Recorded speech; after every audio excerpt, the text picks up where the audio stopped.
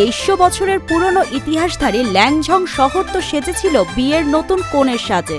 এটা চীনা বসন্ত উৎসবের হোমটাউন নামে এবারে সবার কাছে বেশ পরিচিতি পেয়েছে। আমি প্রাচীন চীনা পোশাকের পাশাপাশি চীনা সংস্কৃতির একজন বড় ভক্ত।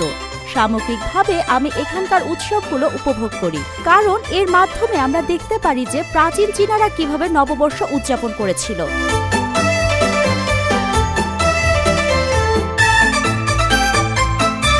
কেবলই কি ঘোরাঘুরি করলেই চলবে?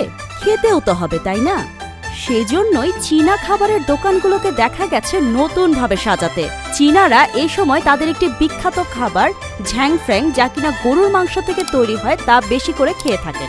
গত বছর আমাদের দৈনিক মুনাফা হয়েছিল প্রায় 1 লক্ষ ইউয়ান। এবছর আমরা প্রতিদিন 200টা বাটিরও বেশি মোটা মেরিনেট করা গরুর মাংস বিক্রি করছি। আমি আশা করছি যে এই বছরের ব্যবসা গত বছরের তুলনায় ভালো হবে। এছাড়াও ল্যাংঝং শহরে আসা পর্যটকদের জন্য আয়োজন করা হয়েছে লাইভ সাংস্কৃতিক পরিবেশনা। চীনা বসন্ত উৎসব উপলক্ষে পৃথিবীর 20টিরও বেশি দেশে সরকারি ছুটি রাখা হয়।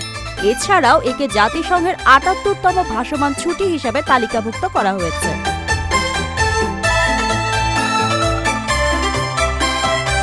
সত্যি নববর্ষ যে একটি জাতির সত্যিকার পরিচয় বহন করে তা চীনাদের দেখলে বোঝা যায়।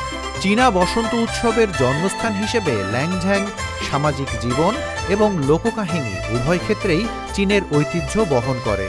এভাবে এটা বসন্ত উৎসব এবং সংস্কৃতির একটি জানালা হিসেবে কাজ করে, সাংস্কৃতিক প্রদর্শনের একটি স্থান, এবং বসন্ত উৎসব সেই সভ্যতারই প্রতিনিধিত্ব করে।